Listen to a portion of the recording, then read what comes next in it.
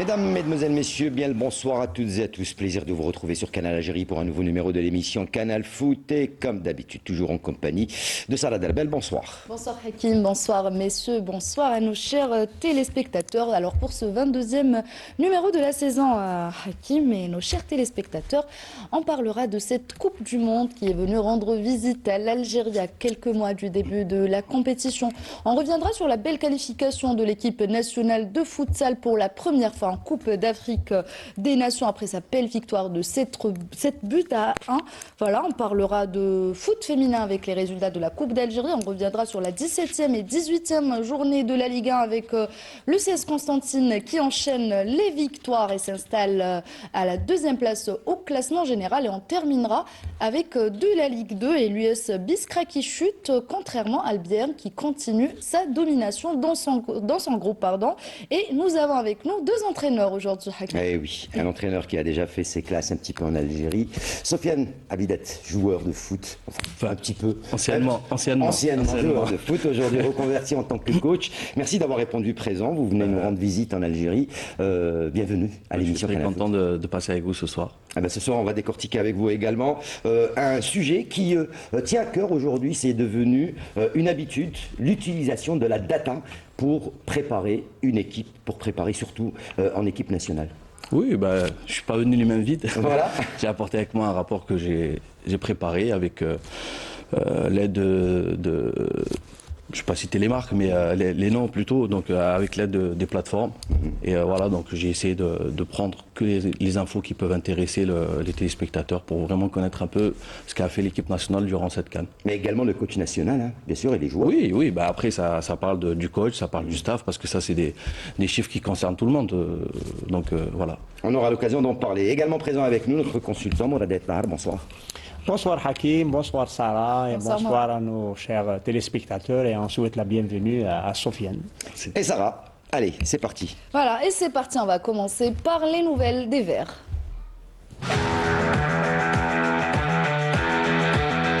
Donc on le disait, cette Coupe du Monde qui est venue rendre visite à l'Algérie et qui a été reçue par le président de la République, M. Abdelmajid Tebboune, qui a reçu ce dimanche une délégation de la Fédération internationale de football association FIFA conduite par l'ancien international allemand Klinsmann, qui a apporté le trophée de la Coupe du Monde 2026 à laquelle participera la sélection nationale lors de cette audience qui s'est déroulée au siège de la présidente de la République. Le président de la République a dévoilé le trophée de la Coupe du Monde avant de saluer les membres de la délégation et de prendre une photo souvenir avec eux. Par la même occasion, le président de la République a reçu une réplique du trophée de la Coupe du Monde qui lui a été remis par l'ancien international allemand. Le président de la République a par ailleurs échangé avec les membres de la délégation qui se sont réjouis de cette rencontre. Hakim, mais il faut savoir que cette fameuse Coupe du Monde, ce fameux trophée restera à Alger pendant 2 jours. Et oui, l'occasion également pour les supporters et les amoureux du football de pouvoir approcher, de prendre quelques photos souvenirs. C'est la 6e édition, hein, la FIFA organise pour la 6e fois cette visite et cette tournée de la Coupe du Monde. L'Algérie a été choisie parmi 30 pays sur 48 qui vont prendre part à ce prochain mondial aux États-Unis, Canada et Mexique. C'est un honneur pour l'Algérie, donc c'est une reconnaissance de la part de la FIFA. Ben oui, effectivement, et surtout il va y avoir des chanceux. Déjà ce soir, là, j'ai eu quelques joueurs ils ont fait le déplacement, ils sont venus. Il y a Brahim Maza, il y a également les anciens, il y a Lucas Zidane, Zinedine Belhaïd, présent. Et après il va y avoir même d'autres chanceux apparemment demain. Ouais. C'est ça. Voilà, donc demain, Morad, la coupe sera exposée au niveau de la coupole du complexe Mohamed Boudzef, où les amoureux du football, les amoureux de l'équipe nationale pourront aller voir, prendre des photos avec cette belle Coupe du Monde. Oui, prendre des photos avec cette coupe, c'est quelque chose et surtout, vous avez cité les internationaux qui sont reçus par le président. Il y a aussi les anciens joueurs. Et on voit Bloumi, on a vu Assad, c'était l'équipe 82. Il y avait aussi Ali Benchir. Et ça fait plaisir de revoir tous ces joueurs et surtout aussi la nouvelle génération. Et surtout Jürgen Klinsmann. C'était mon idole. Il faut le dire, hein, c'était un buteur allemand, un très grand joueur. Sincèrement, je suis très content que ce soit lui qui ramène cette Coupe du Monde. Sofiane, allez, dans la peau d'un joueur de foot, vous étiez joueur de foot, ça fait quoi à ces jeunes joueurs, surtout on voit Mazab, Aïd, Zidane, ils sont tous jeunes, recevoir une Coupe du Monde à l'aéroport, l'emmener chez le président de la République, c'est quand même un événement extraordinaire. Oui, effectivement, je pense que quand on est joueur, quand on est petit, on est gamin, on joue au ballon, c'est le rêve de tout le monde de disputer une Coupe du Monde.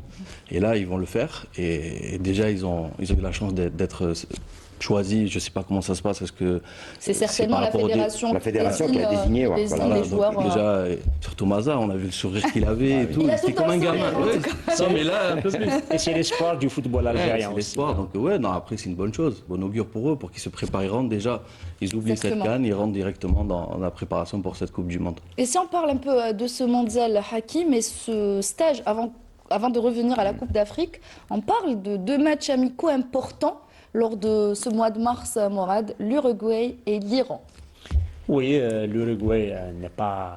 17e mondial, hein? Oui, voilà, c'est une très bonne équipe. Et surtout que ça sera peut-être à Manchester, ça sera en Angleterre. En Angleterre, voilà. oui. Bon, c'est pas encore confirmé. Voilà, la fédération n'a rien confirmé. C'est des négociations. Et bon, comme deuxième, c'est des profils. Vous savez, quand on est qualifié en Coupe du Monde, et il y a des équipes qui veulent, qui proposent des matchs amicaux avant la Coupe du Monde, et chaque équipe voit le profil qui est dans l'intéresse suivant son groupe. Donc, et des fois, c'est difficile. Hein. Il y a un désaccord financier, des fois aussi. Le lieu, les dates et surtout le profil. Bon, est-ce que maintenant c'est... Mais l'Uruguay, moi je pense que c'est un bon profil avant l'Argentine. C'est facile. L'Iran, Sofiane?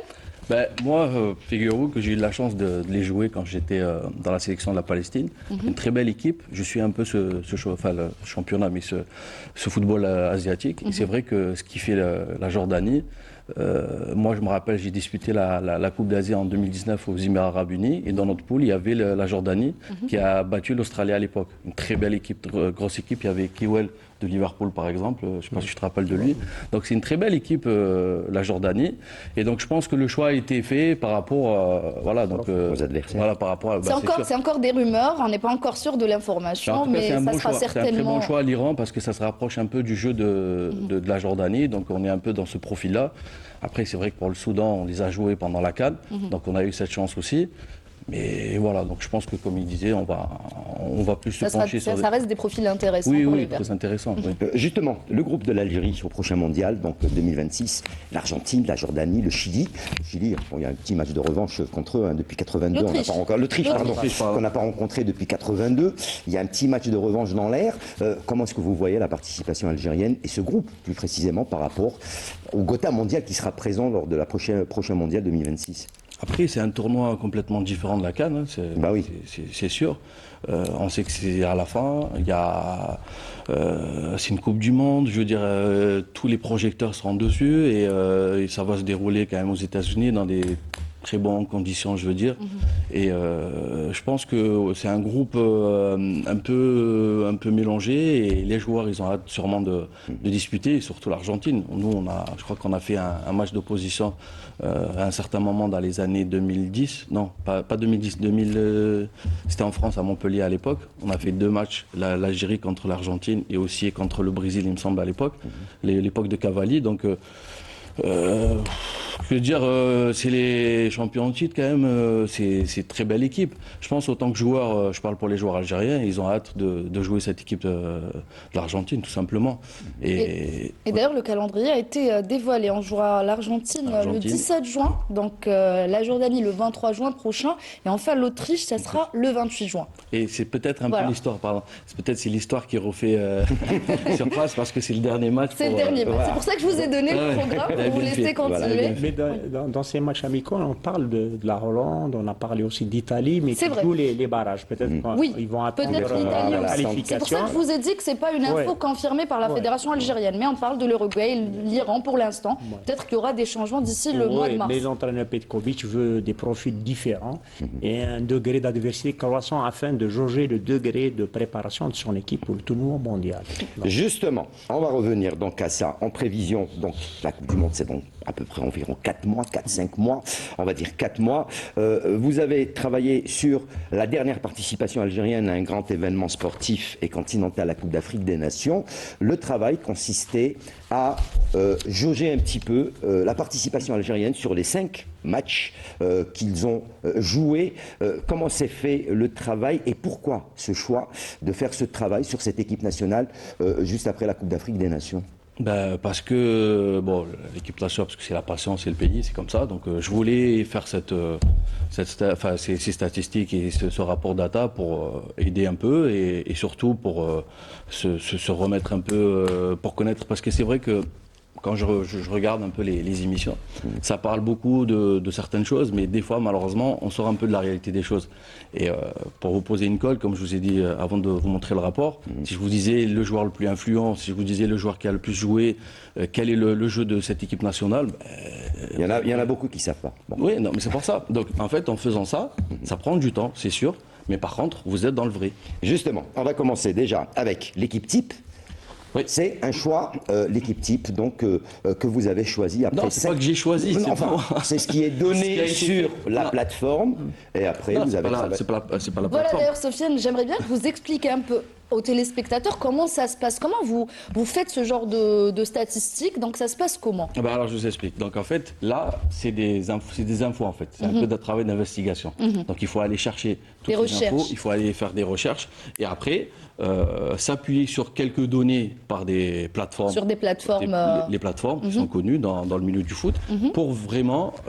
Et est-ce qu'on peut se fier aujourd'hui à ce genre de plateforme? Il faut. Enfin, oui. Après, c'est sûr que c'est quand même, ça blague pas. Après, il n'y a pas qu'une seule plateforme. C'est clair. Donc après, c'est ça, quand on est dans le milieu, on le sait très bien. Il y a 2, 3. Il y en a qui sont très sérieux, donc on sait très bien. Donc c'est votre première référence. Il faut faire attention. C'est pas des plateformes qu'on trouve sur Internet gratuitement. Voilà. C'est pour ça que je vous ai posé la question. C'est pas des plateformes gratuitement, c'est des abonnements et qui coûtent un bras, entre 1000 et quelques par mois. Donc je ne sais pas si notre ami Morad il en a fait quand il était en. Il vaut mieux ne pas ne pas citer. Ne pas citer. Morad, l'équipe type, vous la voyez, donc une équipe qu'on a pu voir donc durant cette Coupe d'Afrique des Nations. Le 4-2-3-1. Le 4-2-3-1 donc habituel. Qui se transforme des fois en. Bon, 3-5-2, je ne sais pas si. Non, c'est en fait l'animation là, c'est en fait ça c'est l'équipe type, c'est les joueurs qui ont le plus joué, qui ont été plus utilisés par le staff et par le sélectionneur algérien. Après donc ça c'est l'équipe type. Après on va aller voir le temps de jeu. On a le temps de jeu justement. La prochaine bien sûr, ce sera le temps de jeu de chaque joueur qui sert énormément par la suite. Le temps de jeu sert à l'entraîneur, mais également c'est bon pour un joueur de connaître son temps de jeu global. Quand on fait ces datas là, ce qu'on appelle en fait les fiches suivies. Donc en fait, vous allez avoir un suivi individuel du joueur. Chaque élément que vous allez convoquer, que vous allez avoir dans votre équipe, dans votre groupe, vous devez savoir combien de temps il a joué pour gérer tout ça, le cheminement de passe, avec qui il a joué, et après quand vous allez faire les retours, parce que si je vous prends à partir comme à l'époque, en train de vous expliquer, t'as fait ça de mal, t'as fait ça de bien, mais si j'ai pas les éléments pour m'appuyer sur ce que je dis, c'est pas bon. Alors que là, c'est explicite. Quel est l'avantage et l'inconvénient d'avoir ce genre de... L'inconvénient, c'est l'adversaire. Faut pas qu'il regarde trop ce soir. Le temps du jeu, qu'il regarde. Les Argentins. Pardon, c'est l'Argentine, c'est pas le Brésil. Donc voilà, c'est plus pour l'adversaire. Mais en faisant ça, justement, vous avez fait votre propre rapport, votre propre bilan, entre guillemets, et comme ça, vous savez ce qu'il faut, les axes d'amélioration à mettre en place avant la Coupe du Monde. On a également la possession du ballon. Là, également, c'est un truc très, très important dans le schéma tactique, technico-tactique d'un entraîneur. Parce qu'en fait, si vous voulez, dans le foot moderne, il y a un temps effectif de jeu, et donc la moyenne, c'est 60 à 70, ça dépend les championnats. Et là, vous voyez, par exemple, que nous, on a un peu la possession, mais pas énormément. Donc c'est là où on comprend qu'on est une équipe en fait qui veut vraiment aller rapidement dans le camp adverse, chez l'adversaire pour apporter le danger. Et on n'est pas une équipe qui veut à chaque fois avoir la possession et essayer d'avoir la maîtrise. C'est plus on met le ballon chez l'adversaire pour le récupérer, pour travailler dans la transition, mieux c'est. D'accord. Voilà. Après, on aura également donc une possession du ballon donc sur les stratégies d'attaque, possession de ballon Oui, en attaque. là où je voudrais revenir, si vous me permettez, pour passer un peu plus de temps, justement, si on peut avoir l'image, Bien, on va la voir. c'est plus en fait dans le B+, ouais, où on a le ballon. c'est ça, c'est très important. Justement, c'est là où on peut rentrer dans le détail du détail pour expliquer aux gens quel est le style de jeu. Moi, si je vous dis autour de la table quel est le style de jeu de l'équipe nationale d'Algérie, ben, chacun il va avoir son avis. Son avis. Et en disant oui, ils jouent en transition, ils sont comme ça, ou avec attaque placée et tout. Mais sauf qu'en réalisant ce rapport, vous vous rendez compte que l'Algérie a procédé plus en attaque placée. Voilà, on est en train de voir les images. Donc les l'équipe B+. nationale a plus procédé par des attaques placées. On le voit là, donc c'est 272 attaques placées. On a été encore plus performant. Ça, c'est pendant la CAN, toute la Oui, CAN. moi je parle que de la D'accord. CAN, je parle pas de. D'accord. Donc voilà, on a fait que 75 contre-attaques. Et donc on a été plus dangereux sur ce côté droit, on a été efficace dans l'axe. Et alors qu'on est passé souvent sur le côté gauche, mais on n'a pas été efficace. Donc ce côté gauche, donc il faut aller le travailler. On est passé souvent donc, sur ce côté, dans 40%, mais malheureusement l'efficacité n'était pas au rendez-vous. Et surtout, en fait, c'est les frappes. Donc ça, c'est très important. Les tirs par match, combien de tirs par match, combien de fois on frappe par match. Frappe au milieu, voilà. D'où on frappe aussi. Est-ce que en dehors de la surface ou à l'intérieur de la surface? Et après, il y a la moyenne. Voilà, donc il faut. C'est un travail que vous avez fait seul, et est-ce que le coach national est au courant de ce que vous avez fait? Non. Ben, j'ai pas de. Moi, j'ai une autre J'ai question. pas ces coordonnées en tout cas. Moi, j'ai une Non, autre mais bon, question. Moi, je suis là, moi, avec Mais bon. plaisir. Y a pas de Sofiane, à souci. quoi servent en fait toutes ces statistiques, toutes ces données-là? Mais comme je disais, en fait, ces stats-là, déjà, c'est votre propre bilan, en fait. Elles doivent être dans les mains de l'entraîneur. Ben oui, Voilà. c'est important. Donc, quand il fait ce bilan-là. Ça peut faciliter la tâche aux journalistes, aux. Non, après, les oui, journalistes, c'est clair. oui, non, mais après, là, c'est plus un l'objectif travail principal. technique. C'est un travail technique. Il y a, en fait, il y a dans un staff, vous avez l'analyse vidéo, Oui. que c'est de l'image pour expliquer avec des flèches et tout. Mais là, par contre, pour accompagner la vidéo avec les datas, ça, c'est des chiffres. Et donc là, vous êtes dans la réalité, dans le C'est vrai. pratiquement des statistiques concernant chaque joueur, Voilà. chaque système de jeu. Donc en fait, le dispositif que vous avez utilisé, le temps de jeu, et surtout, après, on va voir, c'est le cheminement de passe. C'est ça qui m'intéresse en fait. On va y Vous aller, allez là, mettre le en cheminement place de C'est passe. dans le jeu. intéressant, Voilà. c'est intéressant aussi de le faire sur les équipes adverses aussi. Ben, c'est fait pour nous Voilà. et aussi pour l'équipe. Voilà. Parce qu'à chaque fois, Voilà, ça, l'interaction. Si on peut m'accorder un peu On plus va- de temps, on va je suis rester désolé. dessus. Voilà, Donc nombre là, de par passes. exemple, ça c'est très important. Donc on le voit que souvent, on veut sortir de derrière avec le gardien. Donc on travaille beaucoup avec Ben Sbaïni et Mendy. Par exemple, on travaille de derrière, on essaye d'aspirer pour essayer de travailler dans l'axe. Et quand on veut faire le jeu long, donc on a un point de chute, c'est Boundiah en l'occurrence, c'est avec lui qu'on travaille souvent. Donc la moyenne c'est 2,5 jusqu'à 3 passes avec lui. Et c'est là où on voit peut-être ce choix de sélectionner Lucas Zidane, c'est qu'on sait qu'il a un très bon jeu de pied et on s'inspire on utilise ça et on voit par exemple dans les passes courtes, il réussit tout, donc c'est presque du 100% quand il fait les passes courtes. Et par contre la moyenne, donc toujours quand il fait Dans des les passes bastons. moyennes, donc il n'y a pas de souci. Mais là où c'est compliqué, c'est le jeu long. Donc on voit que dans le jeu long, il en a pas mal essayé, mais il n'a pas réussi tout. Donc, Est-ce que c'est pas dû à la réception également? et non, c'est la réception, c'est autre chose. Donc là, je ne sais pas si vous vous rappelez par exemple de cette erreur de Lucas à un moment donné quand il va la Ouais, quand il va la mettre, il y a le Donc, cadre en fait, dans le joueur. C'est pour Ouais. ça que je vous dis, là, on a la preuve que notre équipe nationale essaye de procéder par des attaques placées. Après, elle réussit ou elle ne réussit pas, ou elle n'est pas efficace pour marquer, ça c'est autre chose. Qu'est-ce que vous regardez en fait? Vous regardez en fait, c'est le comportement de votre équipe. Parce que l'entraîneur, il n'est pas responsable De ce que fait l'adversaire. Non, c'est pas. Il n'est pas responsable si comment dire, l'attaquant il l'a mis pas au fond. L'entraîneur, il est responsable du jeu de son équipe. C'est-à-dire que si l'entraîneur, on voit qu'on se crée beaucoup d'occasions, la moyenne c'est 3 occasions dangereuses par match. Si on arrive à trouver justement ces automatismes et mettre le danger chez l'adversaire, là ça veut dire qu'il y a un travail en amont qui a été fait. Après il y a des réussites. On va faire peut-être une petite parenthèse. On a vu hier, moi j'étais au stade de la GSK. Ils ont tout tenté, mais Ça ça voulait va pas pas rentrer. enfin, Donc, quoi. mais on peut dire qu'il y a eu des choses qui ont été faites, mais après il y a eu ce problème de finition. Et ça, c'est le joueur. Justement, les buts. C'est l'humain. C'est l'humain. l'humain. Les buts. Oui. Alors, donc, les buts contre. Oui, donc on peut. On va voir l'image. Pour expliquer. Voilà. Là, c'est les hommes d'entrée dans le dernier tiers. Voilà, c'est juste Voilà. après si c'est possible d'avoir. Il va y avoir donc l'image début contre, donc, et il y aura également les frappes donc à la fin pour finir donc les buts Donc là, contre. c'est juste pour reconstruire. Donc ça, c'est les buts qu'on a marqués. Donc on voit que c'est des attaques placées. attaque placée. Là, c'est juste là le deuxième but contre le Soudan. Le Soudan. Donc voilà, mais voilà, on voit très bien. Donc Ça part de On derrière, ça Attaque se placée, construit. voilà, donc, C'est ce qu'on appelle des attaques placées. Et là, vous savez comment elle procède votre équipe, comment elle joue, comment elle a marqué. Et par ce genre de stats, il pourrait être également important dans les clubs, pour les championnats, pour les compétitions continentales. Donc c'est un travail qui peut servir, qui peut aider également à corriger peut-être certaines erreurs. Oui, C'est un repère. C'est un outil. L'outil travail, c'est un. On dit souvent que le foot, c'est pas une science exacte, mais en fin de compte, ces dernières années, c'est devenu une science exacte. Oui, c'est vrai que ça aide beaucoup, mais bien sûr, c'est beaucoup. Il y a la préparation physique, mentale, technique, tactique, et il y a la vidéo et la data. Ça, c'est le plus voilà. qu'on peut rajouter. Il faut aussi rajouter, moi, quand j'ai fait les stages de CAF-A, il y avait un module, des cours sur la data, sur les dernières... disons, l'algorithme, logiciel et tout, on a fait ça. Mais c'est bien surtout pendant une phase finale, c'est après un match, pour voir ces statistiques, pour avoir une idée. Parce Pour corriger, à falloir Étudier également, étudier. je le vois moi dans ce sens, étudier Mais l'adversaire. moi, comment je vois les choses, c'est qu'avoir ces statistiques, c'est bien. Mais l'entraîneur, il ne va pas donner les statistiques aux joueurs des chiffres. corriger Il peut-être va le ses erreurs. corriger.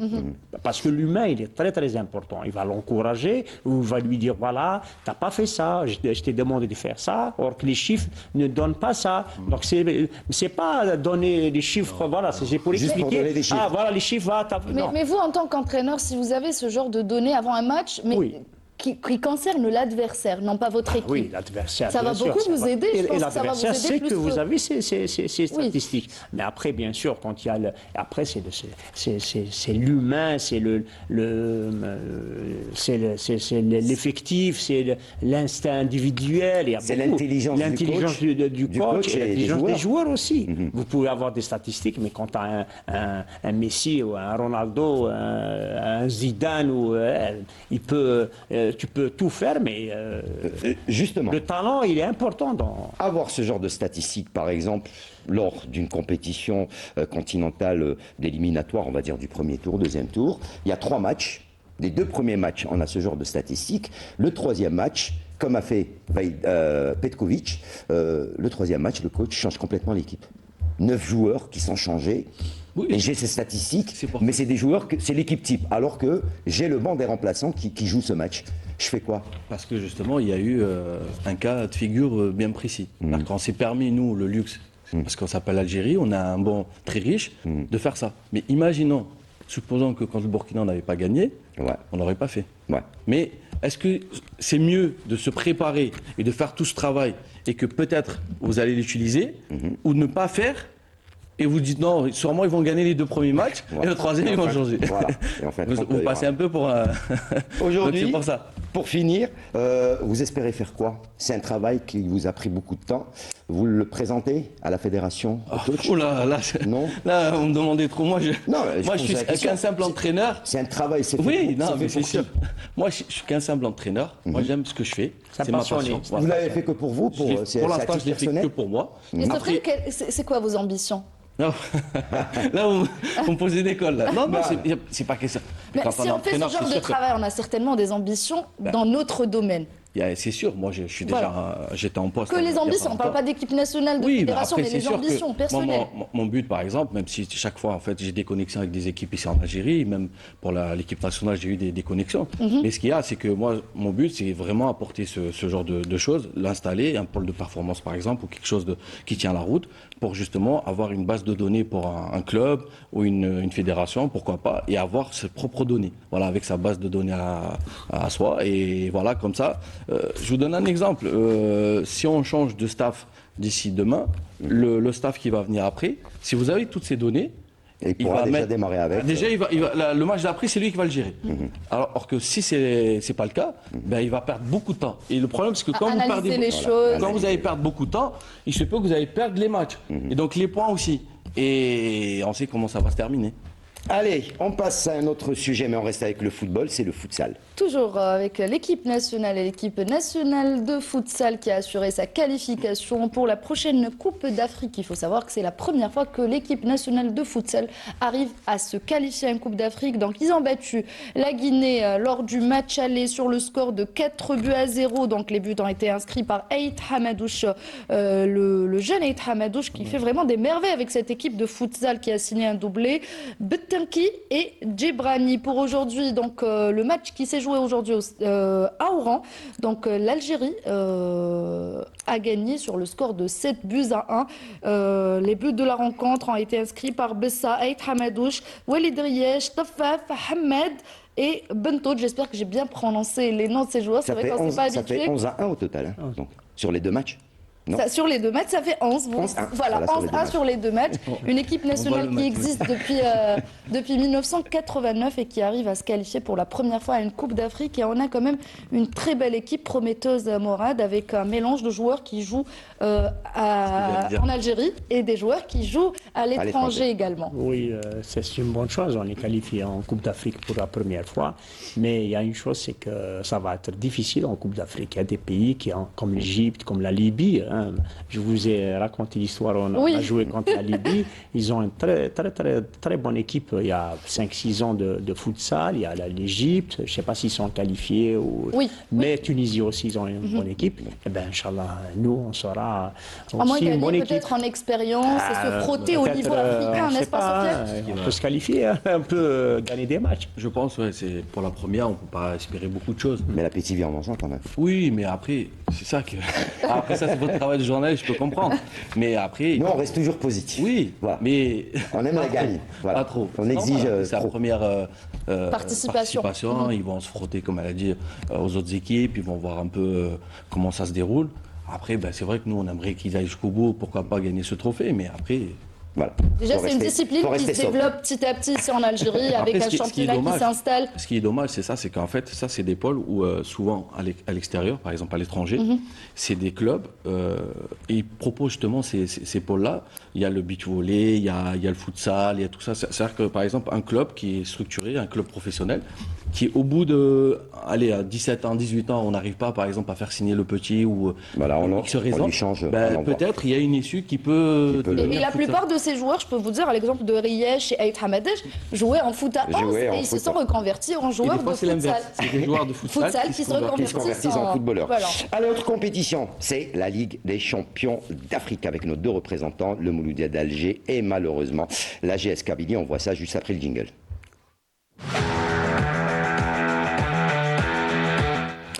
Allez, on commence directement, Sarah, avec le Mouloudia d'Alger qui se qualifie au prochain tour de cette Ligue des champions africaine. Qui s'est relancé. Qui s'est relancé, mais bon. Qui doit gagner le dernier match. Voilà. Elle a plus de chance. Donc, on ne s'attendait pas peut-être à deux victoires de suite. Donc, le Mouloudia d'Alger s'est imposé devant l'équipe d'El Hilal sur le score de 2-1. Et c'est le Mouloudia d'Alger qui a ouvert le score à la 15e minute de jeu grâce à son jeune avant-centre que vous connaissez très bien, Morad Mouslem Anatouf, avant de voir Zindine Farhat aggraver la marque pour le Mouloudia 30 minutes plus tard. Le Mouloudia qui impressionne, Morad, 2 victoires. On ne s'attendait pas, on se disait que c'était quasi impossible de gagner 3 matchs et se qualifier au prochain tour. Surtout après le match contre l'Upopo, où ils ont perdu 1-0, on a vu le Mouloudia n'a pas fait un bon match. On s'est dit c'est très difficile de gérer plusieurs... la suite et tout. Mais sincèrement, et avec un public merveilleux du Mouloudia au stade Allez la Pointe, sincèrement, 2 très bons matchs, et surtout ce deuxième. Première mi-temps, 2-0. Ils ont très très bien joué. En deuxième mi-temps, il y a une baisse de régime. Le score et aussi El Hilal qui voulait marquer des buts. Mais à la fin... Avec bien sûr, dans l'équipe de joueurs, vous connaissez bien, Guessi et Anatouf. Oui, qui ont fait un passage par l'académie. Guessi, c'est 2 joueurs J'étais adjoint de l'entraîneur national et aussi à l'académie de FAF. La FAF, On était à ouais. Belabès. Donc, c'est des joueurs qu'on a, Où ils ont été découverts, détectés dans les détectés là-bas. sélections wilaya, sélections régionales à l'âge de 12-13 ans. Et après, on les a ramenés à l'académie FAF, comme Anatov, comme Gassi, comme Hadroug, comme là, ils sont au Mouroudia. Il y a Bouhlala qui est à l'USMA, il y a Mohandi, Tish à la JSK, et il y a d'autres. On a la photo, normalement, on a la photo. Alors, on va voir où il y a- la photo. où il y a toute l'équipe des jeunes qui étaient donc à l'académie FAF. Il y a d'autres joueurs. Il y a qui n'ont- d'autres joueurs qui n'ont Voilà. pas eu la chance Voilà, la d'être chance dans de de- bons clubs. Parce que Mouroudia, peut-être qu'ils ont trouvé de Voilà, très très donc ils sont là. Voilà, c'est la photo. Ils sont à ma gauche, oui. Gassi et Anatov, ils sont à ma Voilà, il y a sur la gauche, Bouhlala, il y a d'autres joueurs. Hein. Il y a Bitam qui est à Aqbou, il y a Boussarouel qui est à Aqbou aussi. Il y a beaucoup de joueurs. Il y a Amoura qui est au MCO. J'espère que moi, va. quand je les vois, quand je vois C'est ce une match, satisfaction. et dès 2006, ils ont 20 ans, ils ont fait ce genre de match, ils ont très très bien joué et que nous, à l'âge de 12 ans, 13 ans, on les a ramenés à l'académie.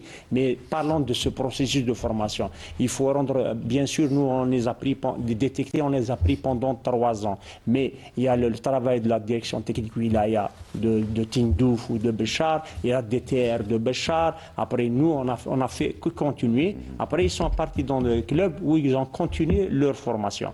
Mais dans cette équipe du Mouloudia, il faut le préciser, parce que je voulais le préciser. Dans cette équipe Mouloudia, il y a 5 qui sont issus des académies FAF. Il y a Abdelawi, Ben Khammassa et Farhat, Académie FAF, avec l'ancien DTN Tikanouine. Entraîneur, c'est Abdelkader Hor et Sali Bennad.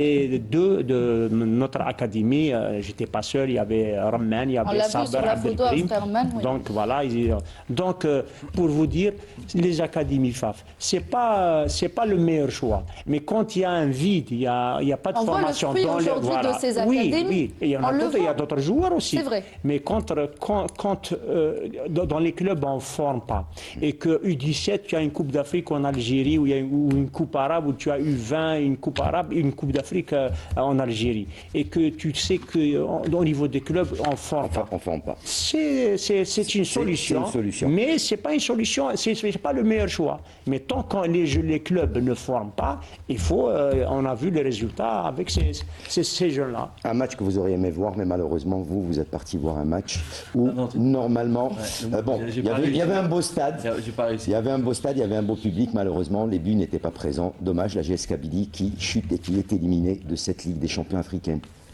C'était vraiment compliqué. Moi, si je peux me permettre, c'est que j'ai vu l'écart de niveau sur tous les plans. J'étais là avant l'échauffement, j'ai vu 2 équipes complètement différentes dans l'organisation, même il y avait la caméra Spaido, c'est Ouais. pas la simple, je l'ai Ouais. vu. Donc, tu sais, le professionnalisme, c'est... C'est dur. Ben oui, c'est pas que c'est dur, non. Nous, on se complique la chose. Nous, on est professionnels, excusez-moi du terme, juste peut-être pour les salaires. Mais c'est pas ça. C'est pas de ramener un joueur ou un entraîneur, lui donner un salaire. Non, il faut avoir les infrastructures qui vont avec. Il faut avoir les Là, écoles, la réserve. c'est tout, c'est un tout. Donc le problème, c'est pas le cas. Donc j'espère qu'on va se pencher sur cette question-là et on va retrousser les manches et on va travailler comme il faut. Parce que franchement, si on continue comme ça, malheureusement... c'est pas bon. Mais après, pour revenir à votre question, oui, c'était une belle équipe. Si on rentre sur le détail du détail, l'aller, donc il a géré, il n'a pas voulu, et donc ils sont pas allés chercher la GSK très haut. C'est là où je vois la différence en fait. Là, à l'aller, la GSK s'est permis d'aller chercher, aller très haut vers le jeu, ils ont pris 4 après. Et vous voyez que l'aller, pourtant il a la capacité pour venir vous chercher, mais il l'a pas fait. Il a géré. Et voilà, donc tactiquement, 0-0. ils ont été en place. Ouais. Ils ont été en place, donc ils ont fait 3 ou 4 changements déjà de leur effectif habituel. Donc voilà, ils ont fait ce qu'il fallait, ils ont fait le dos rond, ils ont géré, et voilà. C'est peut-être aussi l'impact de ce qui se passe en ce moment à la JSK, rapidement, pour passer à la Coupe de la Confédération africaine. Oui, c'est vrai qu'il y a eu des changements cette semaine, mais ce n'est pas un changement du staff. Le staff, il est toujours là et les Oui. joueurs, ils sont là. C'est vrai qu'il y a des départs, mais il y a des arrivées. Donc, moi, je pense que ça n'a pas vraiment La influé. GSK n'est toujours pas prête pour revenir sur la scène africaine, peut-être, Morad? Non? Ouais, s'ils continuent comme ça, s'ils font les matchs qu'ils ont fait hier, je pense qu'ils seront peut-être au podium, hein, sincèrement. Mais ça a influé négativement, oui, mais le staff, il est toujours là. Et les joueurs, l'équipe type, elle est toujours là. Et surtout, il y a eu des arrivées. Et je pense peut-être que d'ici là, la GSK peut revenir. Mais On l'espère en tout cas pour cette équipe de la JSK. On va parler de deux autres équipes qui se sont qualifiées en passe à la Coupe de la Confédération africaine. On va commencer par cette équipe de l'USM Alger qui a réalisé sa 4e victoire en Coupe de la Confédération africaine et qui s'installe et conserve sa première place au classement avec 13 points. Donc l'USM Alger a battu cette équipe de San Pedro aujourd'hui sur le score de 3-2. Donc c'est les Usmistes qui ont ouvert le score à la 2e minute de jeu par Malone. C'est Dikanza qui aggrave la marque 3 minutes plus tard. Et ils se font rattraper, Morad, à la 6e et 38e minute de jeu, donc égalisation, 2 buts partout. Mais Bouderbella réussit à marquer le but de la victoire à la 90e minute plus 2 et assure à son équipe cette première place avec 13 points. L'USM Alger qui se qualifie avec brio. oui, sincèrement, dans cette Coupe de la CAF, l'USMA a souvent fait un parcours, vraiment un très bon parcours. Ce n'est pas la première fois, c'est la 3e fois qu'elle fait un très bon parcours. Et il a bien déclaré Hadj Adlan, il a dit on veut garder cette première place. Et ils ont fait un bon match, ils ont gagné donc à 3-2, malgré il y a eu des incidents à la fin du match. La veille, il y a eu des avant le match. Oui. Mais bravo pour l'USMA, déjà qualifié, plus avec Les cette incidents, première. il faut savoir aussi qu'il y a l'entraîneur aussi qui a été limogé, donc il joue sans Abdelhak Ben Cheikha. Oui, Oui. c'est vrai que c'est bon, mais comme Hadj Adlan était adjoint de Ben Cheikha, bon, c'est un peu dans C'est lui qui la prend le relais. continuité. Et bien sûr, est-ce que ça va durer? Et des fois, le proviseur peut durer. Hein. Allez, Sofiane, je vous donne l'occasion de parler du Shabab Riadi de Belvisdet qui, lui, pour sa part, s'est imposé aujourd'hui sur le score d'1-0 face au Singida Black Star de Tanzanie et prend également la première place avec 12 points de ce groupe. Je pense que c'est des équipes de Ligue des Champions, l'USMA et le Shabab Riadi. Ouais. Donc, tant mieux, tant mieux. En fait, ce que j'ai envie de dire, c'est que il faut les jouer jusqu'au bout, ces coupes-là, parce qu'on a tendance à minimiser en disant ah, c'est la CAF, c'est la Coupe de la CAF, ça vaut rien. Mais non, il faut aller jusqu'au bout.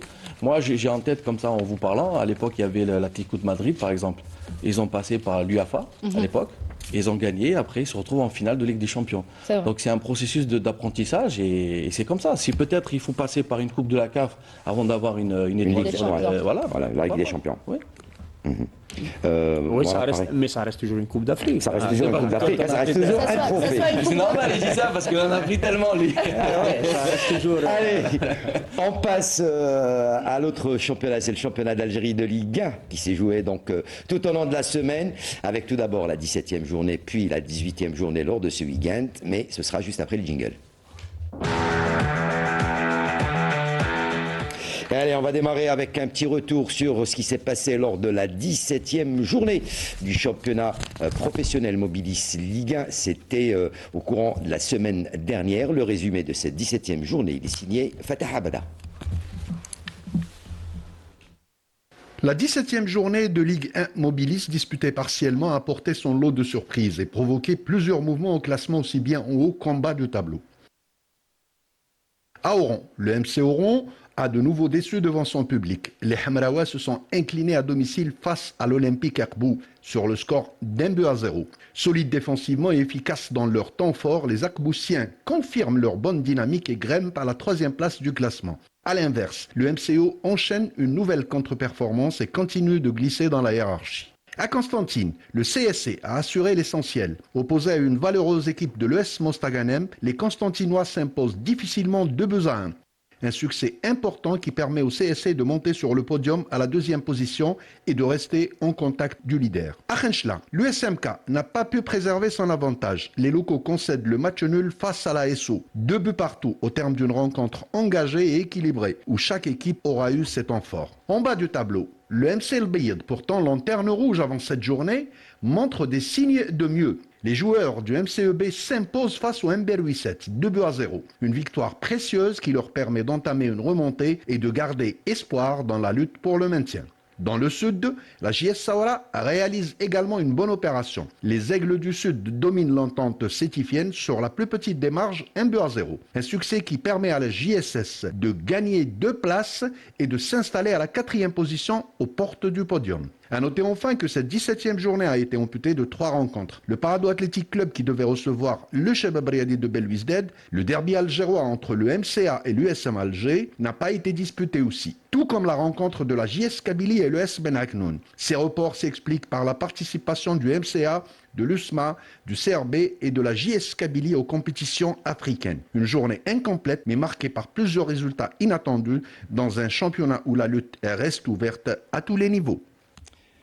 Et voilà donc une 17e journée qui aurait pu permettre à certaines équipes de se rapprocher du leader, le Mouloudia d'Alger, puisqu'il y avait des matchs retard, puisque la 18e journée également, il y a des matchs retard, donc voilà. qui est amputé de Toujours, 4 matchs retard. Toujours voilà. avec les compétitions africaines, donc les équipes qui disputent les compétitions africaines. On a aussi 4 matchs retard pour cette 18e journée qui a débuté ce samedi et s'est terminée ce dimanche. Et on va commencer tout de suite par le match entre l'AS Ochlef et la JS Saoura. Donc on a les images, la deuxième victoire de suite, la Saoura qui impressionne lors de la 17e journée Morad et qui enchaîne et remonte au classement. Donc, Avec le retour de Amrani, Voilà. par technique de la JS Saoura. Ils ont 2 victoires. Voilà. 2 victoires. La semaine passée contre Sétif à domicile et cette fois-ci à Chlef, à l'extérieur. Ils gagnent. Et quand on gagne 2 matchs de suite, c'est 6 points. Alors c'est Oussama Ben Taleb qui a marqué à la 31e minute Voilà. de jeu. Donc elle est en 3e place avec 28 points. C'est important. Et Saoura qui voyage bien, surtout depuis l'arrivée de Amri. Chlef qui a ramené un match nul de Khanchla, 2 buts partout à la 17e journée. Qui aurait pu gagner à Khanchla aussi. Hein. Voilà, et à domicile, ils se font piéger. surprendre. Chlef ne peut pas enchaîner. On a vu que Ils n'arrivent pas à Chlef enchaîner. n'enchaîne pas Ils sont pas stables dans les résultats, Morad. Oui, ils sont pas stables. Il faut dire la vérité. Des fois, c'est vrai qu'on les voit bien jouer, mais ils perdent. Ils n'arrivent pas à garder le rythme. Voilà, c'est important. Des fois, il vaut mieux ne pas bien jouer de gagner que de bien jouer de perdre. Et Chlef, c'est cette irrégularité des résultats fait que elle est à 13e, Dans le bas, en bas du 18 tableau, points. très proche de cette zone rouge. Hein. Sofiane, vous suivez le championnat national. Quelles sont les équipes qui vous impressionnent depuis l'entame de ce championnat? Non, c'est un gros mot, mais je veux dire, il y a le Mouloudia qui reste sur une stabilité, qui gagne quand même les championnats, même s'il ne domine pas. Il n'y a vraiment aucune équipe qui vous impressionne cette saison? Non, j'ai dit, il n'y a pas de. C'est pas le mot impressionné, mais il y a le Mouloudia. C'est vrai qu'il sort du lot. C'est vrai qu'il est supportrice du Asma. Pas du tout. On a quand même l'effectif du Chebab Riadi de Belouizdad qui impressionne cette saison, n'est-ce pas, En Morad? fait, moi, pourquoi je parle du Mouloudia par rapport au classement? C'est pour ça, et je descends. Vous Voilà. inquiétez pas. Allez-y. Donc, ouais, dans le Mouloudia, pourquoi? Parce qu'ils sont premiers, ils arrivent quand même à enchaîner et gagner. Après, il y a Asma avec un bel effectif aussi. Le CRB Dommage, là, également. ils viennent de... Ah, c'est bon, j'ai compris. Non, je ne suis pas supportrice du CRB, loin de là.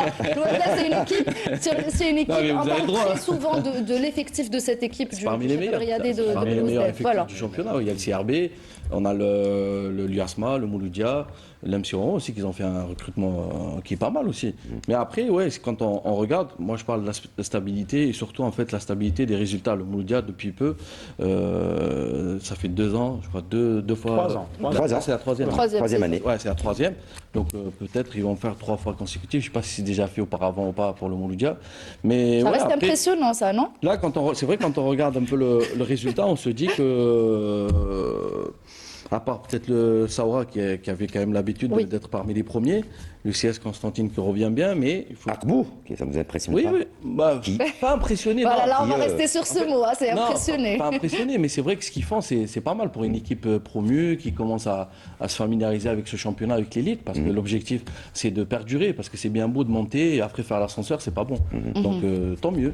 Allez, les équipes qui se réveillent. Al-Bayed qui tient en échec l'entente de Sétif. 0 partout. Cet après-midi, c'était le dernier match de cette 18e journée. Il s'est terminé à 20h. 0-0 entre l'entente de Sétif qui n'arrive pas à enchaîner. Oui, la même chose. Sétif qui gagne un match, après un match nul à domicile, une défaite et tout. Et surtout, dans cette phase de retour, on voit Brive qui gagne à domicile et qui ramène un point. Elle a ramené Mais un qui point. n'arrive pas à remonter au classement. Oui, On va toujours à la dernière place. Elle commence, mais si elle continue comme ça, elle va être champion de la phase de retour. Champion de la phase retour. Si elle Ça continue. sera un exploit, une surprise. Ouais. On les avait donnés pratiquement en Ouais, Ligue c'est 2, vrai. mais bon, voilà, le réveil. Mais ça va être difficile, mais vu aussi Hakim, il y a trois qui vont, il y a trois Qui vont descendre cette saison, oui. Donc ça va être très très difficile. Mais en ce moment, les trois, c'est Paradou, Mostaganem et Briab. Et juste avant de redonner la parole, on félicite également Hakim Sarrat qui revient, lui qui était très malade, qui revient, on va pas dire en force, mais qui revient, voilà. Sur le plan santé, surtout. On lui souhaite un prompt rétablissement.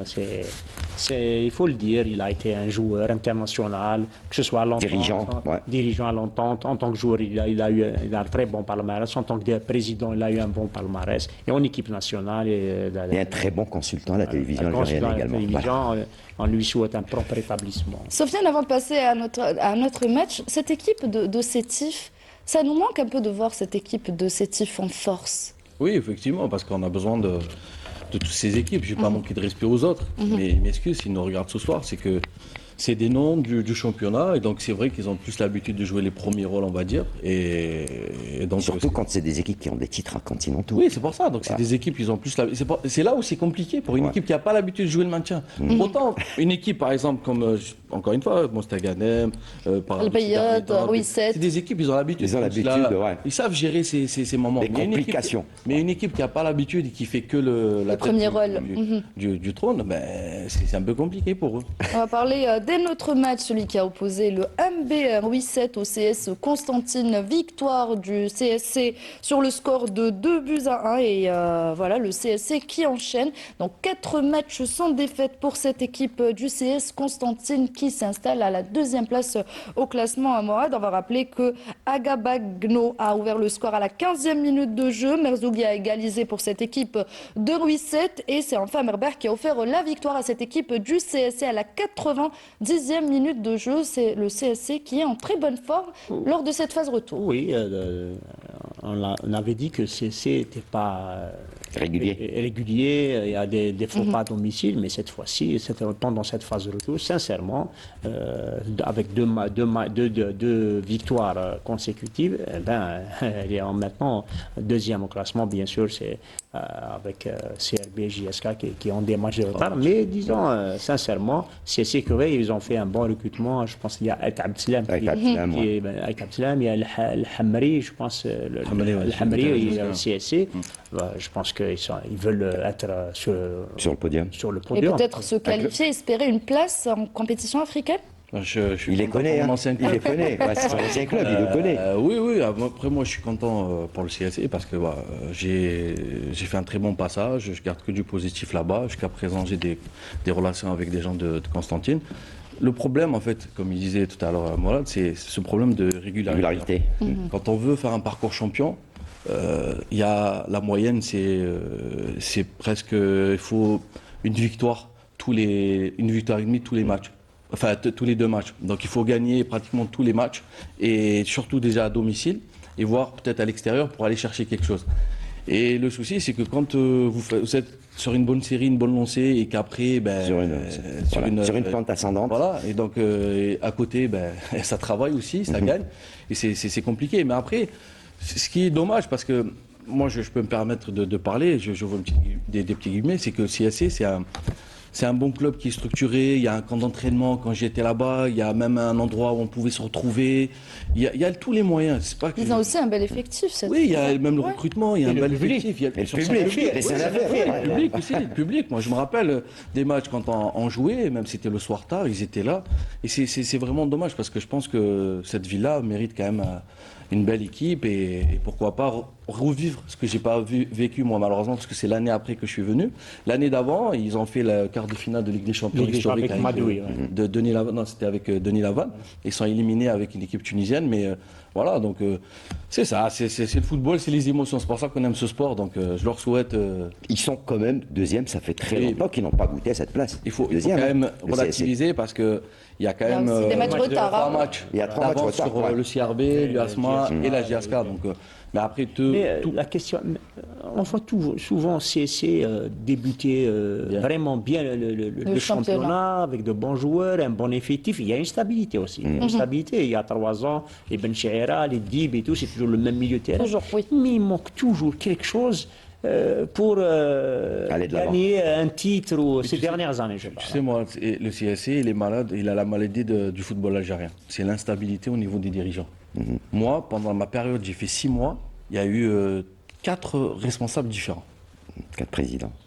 Soit des présidents, des managers, Soit des managers, ouais, voilà. directeur sportif. Donc c'est pas évident et c'est ça le problème, c'est que tant qu'on n'a pas compris qu'en fait il faut les datas, les statistiques pour avoir tous les données sur les profils des joueurs. Après, aller chercher un profil d'entraîneur aussi, il faut aller chercher ses stats, savoir ce qu'il a pu faire, qu'est-ce qu'il propose, etc. Par rapport à ce que vous avez comme élément, les joueurs, est-ce que ça va Ça va coller. coller ou pas? Parce que la mayonnaise Donc, va prendre. Moi, pour ne pas citer le club, l'année dernière, l'équipe faisait plus du défensif, on va dire, c'était la transition. Et les supporters, ils réclament un jeu léché. Ben non, l'entraîneur, il travaille comme ça. Donc c'est pas de sa faute, l'entraîneur, c'est la faute des responsables qui l'ont fait venir parce qu'ils connaissaient même pas son style de jeu. Tu vois ce que c'est pour ça que Qui collait Il est pas très avec les important d'avoir envies ce et genre les objectifs. d'informations avant chaque recrutement. Oui, bon, je suis d'accord en tout cas. j'ai réussi à vous convaincre. Mais si on doit Dernier résumer- match. Si on doit résumer, c'est la stabilité. C'est la stabilité, Le staff ouais, voilà. dirigeant, le staff technique. Il y a pas et, mieux, il y a pas mieux. les joueurs. C'est ça la Travailler clé- sur la le clé long de la terme. réussite. Voilà, travailler sur le long terme. Allez, le dernier match, c'était le match d'ouverture de cette 18e journée. Le S Mostaganem qui fait match nul 0 partout face au MC Oran. Donc le S Mostaganem qui reste 15e au classement avec 13 points. Le MCO, lui, redescend donc à la pratiquement à les 8e place avec 24 points. 0-0 là aussi encore à Etahar. Le MCO qui n'arrive pas à enchaîner, qui n'arrive pas à maintenir Les mêmes choses. Qui n'arrive pas à gagner, surtout depuis Voilà. le 8 novembre le 8 dernier. novembre hein. dernier. Là, Voilà. ils ont changé de stade. Ils Voilà. ont joué à Zabana. Ils ont un bon effectif. D'ailleurs, au début de la saison, on a vu que c'est peut-être la meilleure attaque. Et ils ont perdu un bon Ils ont joueur. perdu Ils ont quand même une perdu, pépite. hein. Voilà, une pépite. Que vous savez. Bokhalda qui a... Bokhalda. C'est un bon passeur. C'est un métronome, hein, donc Quand il est en forme, dans le passe. C'est dommage qu'ils l'ont libéré, mais bon, bien fait pour bien pour le Mouloudia. Mais ils ont Aoudjan, ils ont beaucoup d'attaquants, mais je n'arrive pas à comprendre aussi le Mouloudia. Il peine à gagner, il n'arrive pas à trouver de solution. N'arrive pas à trouver.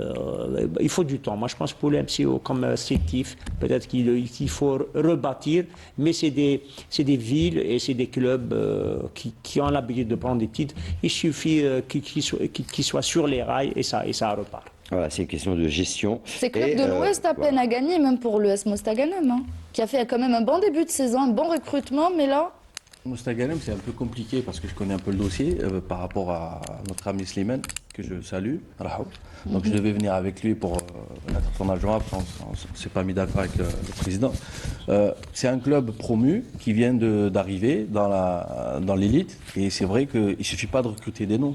Parce qu'après, il faut donner tout ce qui va avec, l'extra, les conditions de travail, etc. Donc quand les supporters ils sont très exigeants et qu'il y a une pression... néfaste autour du groupe et après les joueurs ils le ressentent, malheureusement ça va pas Ouais, donner ça colle pas, ça marche c'est pour pas, ça, et- c'est pour ça, c'est vraiment dommage. Bon, c'est comme ça. Allez, les résultats complets donc de cette 18e journée. On rappellera le S Mostaganem, le MC Oran 0 partout. Le MB 87 qui a perdu face au CS Constantine de buts à 1. ASO Schleuf qui a perdu face à la GS Aura 1 but à 0. Et puis l'entente de Sétif qui a fait match nul face au Mouloudia d'Al-Bayed 0 partout. Au classement, le Mouloudia d'Alger toujours en tête avec 36 points et bien sûr 3 matchs en moins, suivi du CS Constantine 29 points. La GS Aura est 3e 28 points. Au bas du classement, le Parado Athletic Club est 14e avec 17 points. Le S Mostaganem est 14e avec 13 points et le Mouloudia d'Al-Bayed est bon dernier avec 11 points. Pour ce qui est du programme de la 19e journée, le Mouloudia Del Bayed recevra l'Aïs Souchlef donc le 13 février prochain. Le CS Constantine jouera face à l'Entente de Sétif, un très beau derby de l'Est. Le Amberoui 7 recevra l'équipe de Mostagana. Mais enfin, Ben Aknoun jouera face au Parado Athletic Club dans un derby algérois. Hakim. Allez, juste avant de terminer, un mot de Ligue 2 très rapidement. L'US Biskra, malgré sa défaite, reste en tête du classement du groupe Centre-Est avec 39 points, suivi du Cap de Batna. Le HBC Al-Bayad, lui, est pratiquement en Ligue 2 avec seulement 3 points. Et puis de l'autre côté, la GSE Albière qui maintient son cap, 44 points en tête, suivi de l'USM Al-Harrach, deuxième. Il y a eu de très très gros scores avec un 7-0 de l'Azmodoran face à l'USD Béchar, mais également le NRB Tlerma qui s'impose face à Shell Romelaïd 5-0. Du côté du centre-ouest, c'est l'US Béchar Djidid qui est bon dernier de ce groupe centre-ouest. Voilà ce qui clore cette émission. Un dernier tour de table. On commence par vous, Sofiane. Oui. Qu'est-ce qu'on peut vous souhaiter? Quels sont vos autres... Bien sûr. Perdre du poids. Ça, c'est ça, perdre du poids. Il va falloir reprendre le football, reprendre les entraînements. Du futsal, voilà. peut-être. Du futsal, voilà, pour se reconvertir, futsal. Beaucoup de bonnes choses, oui. Pour l'instant, c'est vrai que j'ai résilié mon contrat avec mon club où j'étais en France, à Aubagne. Et comme on dit, je suis sur le marché. Voilà, vous attendez peut-être une proposition. S'il y a quelque chose, pourquoi pas. Voilà. Nous, en tous les cas, ça nous a fait un grand plaisir de vous avoir, de papoter avec vous. Moi aussi. Tout en rigolant. C'est vrai que souvent, on rigole pas quand on parle foot, mais bon. Il m'a convaincu. C'est bon. Voilà, on va s'abonner après. C'est bon, c'est sûr, c'est sûr. Mourad Aitar, merci. Merci. C'est un plaisir d'avoir. J'ai vu tout à l'heure en aparté, vous aviez beaucoup de contacts, de connaissances dans le monde du football. Vous connaissez beaucoup de monde. Et il y a beaucoup de souvenirs, surtout vis-à-vis du papa également. On a parlé de la préparation de la JSK en France et des lieux, des stations et des vous êtes passé dans votre jeunesse. Il connaît et ça. C'est la Paragénie. Parce que quand je lui ai dit on a joué contre l'Olympique de Lyon en 89, il m'a dit c'est l'année de Eh oui. Sarah, merci. Merci à vous, Hakim. Merci, messieurs. Merci, Sofiane. En tout cas, on vous souhaite le meilleur. Merci beaucoup. Merci. Et pour notre part, on termine par présenter nos sincères condoléances à toute la famille donc de l'ancien directeur de l'office du complexe olympique, donc Yassine Qada, décédé ce matin. Inna lillahi wa inna ilayhi raji'un. Et toutes nos sincères condoléances à toute la famille du défunt. Voilà ce qui va clore cette émission. Merci à vous de nous avoir prêté attention. Merci à toute l'équipe technique de la Régie 2 qui était avec nous. À leur tête, notre réalisateur, donc Hassan Chakour, notre script Radia Chabia, et puis bien sûr Mortal Hamani, rédacteur en chef. Prochain rendez-vous sport sur Canal Algérie, demain, lundi, à partir de 18h52 chrono. Jusque-là, je vous souhaite de passer d'agréables moments à la suite des programmes de Canal Algérie. Je vous dis ciao, bonsoir.